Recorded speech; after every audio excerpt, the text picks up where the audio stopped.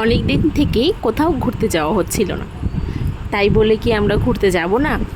তো চলো একটা সুন্দর প্ল্যান করে ফেলি ঘুরতে যাওয়ার। আমরাও বান্ধবীরা মিলে করে ফেললাম একটা সুন্দর ঘুরতে যাওয়ার প্ল্যান। সব সময় কি বড়দের দিকেই তাকিয়ে থাকবো যে বড়রা কখন ঘুরতে নিয়ে যাবে কখন ঘুরতে নিয়ে যাবে? তা কিন্তু না, চাইলে আমরাও ছোটোখাটো এক দুটো ট্রিপ করে ফেলতে পারি। সবারই কিন্তু বন্ধু বান্ধব আছে, শুধু বড়দের সঙ্গে ঘুরলেই যে মজা পাওয়া যায় তা কিন্তু না। বন্ধু বান্ধবীদের সঙ্গে ঘুরলেও কিন্তু খুব ভালো লাগে। তো সেরকমই একটা ছোটোখাটো প্ল্যান করে ফেললাম আমরাও।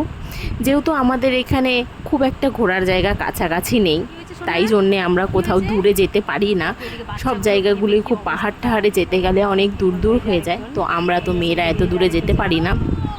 তাই বাড়ির সামনে কাছে পিঠে রাজার শহর ঘুরতে চলে গেলাম আমরা কোচবিহারে বাচ্চাদেরকে রাজবাড়ি দেখাতে।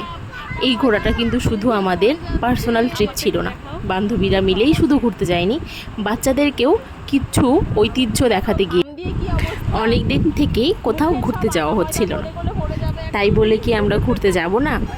তো চলো একটা সুন্দর প্ল্যান করে ফেলি ঘুরতে যাওয়ার। আমরাও বান্ধবীরা মিলে করে ফেললাম একটা সুন্দর ঘুরতে যাওয়ার প্ল্যান। সব সময় কি বড়দের দিকেই তাকিয়ে থাকবো যে বড়রা কখন ঘুরতে নিয়ে যাবে কখন ঘুরতে নিয়ে যাবে? তা কিন্তু না, চাইলে আমরাও ছোটোখাটো এক দুটো ট্রিপ করে ফেলতে পারি। সবারই কিন্তু বন্ধু বান্ধব আছে, শুধু বড়দের সঙ্গে ঘুরলেই যে মজা পাওয়া যায় তা কিন্তু না। বন্ধু বান্ধবীদের সঙ্গে ঘুরলেও কিন্তু খুব ভালো লাগে। তো সেরকমই একটা ছোটোখাটো প্ল্যান করে ফেললাম আমরাও। যেহেতু আমাদের এখানে খুব একটা ঘোরার জায়গা কাছাকাছি নেই, তাই জন্যে আমরা কোথাও দূরে যেতে পারি না। সব জায়গাগুলোই খুব পাহাড় টাহাড়ে যেতে গেলে অনেক দূর দূর হয়ে যায়, তো আমরা তো মেয়েরা এত দূরে যেতে পারি না। তাই বাড়ির সামনে কাছে পিঠে রাজার শহর ঘুরতে চলে গেলাম আমরা কোচবিহারে বাচ্চাদেরকে রাজবাড়ি দেখাতে। এই ঘোরাটা কিন্তু শুধু আমাদের পার্সোনাল।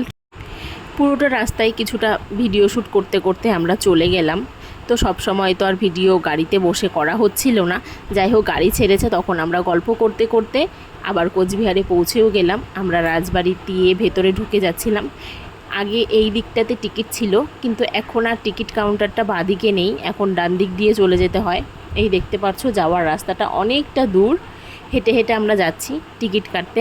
আগে তো ভেবেছিলাম যে এই পাশটাতে টিকিট কাটা হতো, কিন্তু আমরা যতবারই গিয়েছি ততবারই টিকিট কাউন্টারটা এই দিকেই ছিল, কিন্তু এখন চেঞ্জ করেছে, আমাদের জানা ছিল না, তো ওখানকার একজন বলে দিয়েছে। আমরা গিয়ে এবার টিকিট কেটে নিচ্ছি, যাচ্ছি টিকিট কাউন্টারের দিকে। যেতে যেতেও কিছুটা ভিডিও করে নিচ্ছি এই যে ছেলের সঙ্গে। আমার ছেলের আবার প্রত্যেকটা পোজই কিন্তু পোজ হয়, এই পোজটা দিয়ে আমার ছেলে খুব শান্তি পায়। এই যে দেখো আমরা টিকিট কেটে নিচ্ছি, ভেতরে সেরকম একটা মোবাইল অ্যালাউ ছিল না, তো আমি ভিডিও লাস্ট এতটুকুই করতে পেরেছিলাম যাওয়া পর্যন্ত। রাজবাড়ির ভেতরে তো কোনো ভিডিও করা নিষেধ, তাই মোবাইল আমরা ভেতরে নিয়ে যাইনি। রাস্তাটা খুব বড়, তাই রাস্তায় যেতে যেতেই যে যার মতন ভিডিও করতে করতে যাচ্ছি। এইদিকে দেখো বাচ্চা পার্টি সব হেঁটে হেঁটে যাচ্ছে। প্রচণ্ড রোদ ছিল, যার জন্য খুব হয়রান হয়ে গিয়েছিলাম। রাজবাড়ির ভেতরে ঢোকার রাস্তাটা এতটা বড়, মনে হচ্ছিল এখানে একটা টোটোর ব্যবস্থা থাকলে খুব ভালো হতো। হেঁটে পথই ফুরোচ্ছিল না। আর বাচ্চাদের এনার্জি দেখলে কি বলবে, বাচ্চাদের ফুল এনার্জি ছিল। আসলে আমাদের এনার্জিটা তো থাকে সবসময় ফটো ভিডিও করতে, তো এত রোদের মধ্যে ক্লান্ত হয়ে গেছি, তাও আর কি ভিডিও ফটো ছাড়া যায়? না হলে তোমাদেরকে কি করে দেখাবো যে আমরা কতটা মজা করেছি। আমাদের মজা দেখে যদিও তোমরাও উৎসাহ পাও, তোমরাও চলে যাবে তোমাদের বন্ধু বান্ধবীদের সঙ্গে একটা সুন্দর ছোট্ট ট্রিপ করে আসবে। এই তো দেখো আমরা নেচে দুলে হেলে দুলে চলছি রাজবাড়ির ভেতরে। খুব রোদে হরান হয়ে গেছি। আর বাচ্চাদের এক্সাইটমেন্ট তো বুঝতেই পারছো, রাজবাড়ি দেখতে গেছে বলে কথা। আমরা হাঁটতে হাঁটতে হরান হয়ে গেলেও ওরা কিন্তু হরান হয়ে যাচ্ছে না। আর দিনটা এতটাই কি বলবো, এতটাই সানি ডে ছিল, রোদে আমরা পুড়ে গিয়েছিলাম। মানে গা হাত পা আমাদের সবার লাল হয়ে গেছে রোদে, আমাদের গলার ভয়েস একদম কি বলবো বেরই হচ্ছিল না।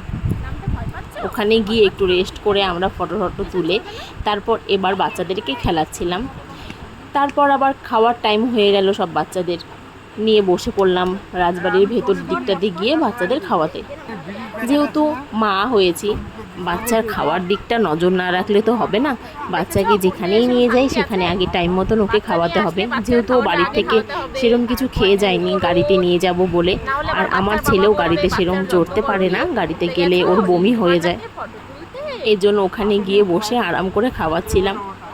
তারপর আমাদেরও প্রচণ্ড খিদে পেয়ে গেছে, আমরাও এখানে কোচবিহারের একটা খুব ভালো হোটেলে চলে গেলাম, সেটা হচ্ছে বাঙালিয়ানা। এই হোটেলটাতে আমি আগে গিয়ে আমার বরের সঙ্গে একবার খেয়েছিলাম, তাই জন্যে আমি এই জায়গাটাতে যেতে পেরেছি, কারণ না হলে তো জানতেই পারতাম না কোথায় ভালো খাবার পাওয়া যাবে। এর আগেও একটা ঘটনা হয়েছে, আমরা চলে গিয়েছিলাম ওখানকারই একটা নেতাজি কেবিন বলে হোটেলে, সেখানে গিয়ে এত ভিড় দেখতে পেয়েছি, আর বাচ্চাদেরকে নিয়ে সেরম একটা বসার জায়গাও ঠিকঠাক ছিল না বলে আমরা সেই হোটেল থেকে উঠে আবার টোটো করে চলে এসেছি বাঙালিয়ানাতে। তো বাচ্চা যেতে যেতে ঘুমিয়ে পড়েছে। বাচ্চা যখন দুষ্টুমি করে তখন আমরা হরণ হয়ে যাই, কিন্তু বাচ্চা যখন শুয়ে থাকে তখন মনে হয় ওকে মন ভরে আদর করে নিই। তো এই দেখো আমি বাচ্চাকে কোলে নিয়েই খেতে বসেছি, আর ছেলে কিন্তু ঘুমিয়ে গেছে, তাও আমি একটু আদর করে ছেলের সঙ্গে ভিডিও বানিয়ে নিচ্ছি, না হলে ছেলে আবার পরে আমাকে জিজ্ঞেস করবে মা আমাকে খাওয়াওনি কেন।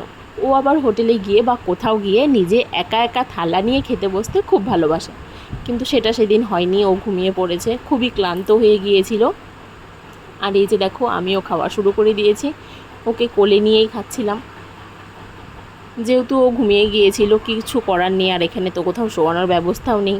তারপর খাওয়া দাওয়ার শেষে ওর মিমি ওকে কোলে নিয়ে হাঁটছিল, আর আমরা একে একে সবাই হাত ধুতে যাচ্ছিলাম। আর আমার আঁকারানি দেখো কীভাবে চেটে পুটে খাচ্ছে। আমরা কিন্তু নিয়েছিলাম একটা চিকেন থালি, খাওয়ার ভীষণই সুন্দর ছিল, টেস্টি, আর একদম বাঙালিয়ানায় ভরপুর ছিল এই হোটেলের অ্যাম্বিয়েন্সটা। তারপর খাওয়া দাওয়া শেষে আমরা একটু বিশ্রাম করে নিচ্ছি। এই দেখো আমাদের বিশ্রাম করা। তোমাদের আমাদের ভিডিওটা ভালো লাগলে অবশ্যই লাইক কমেন্ট করবে।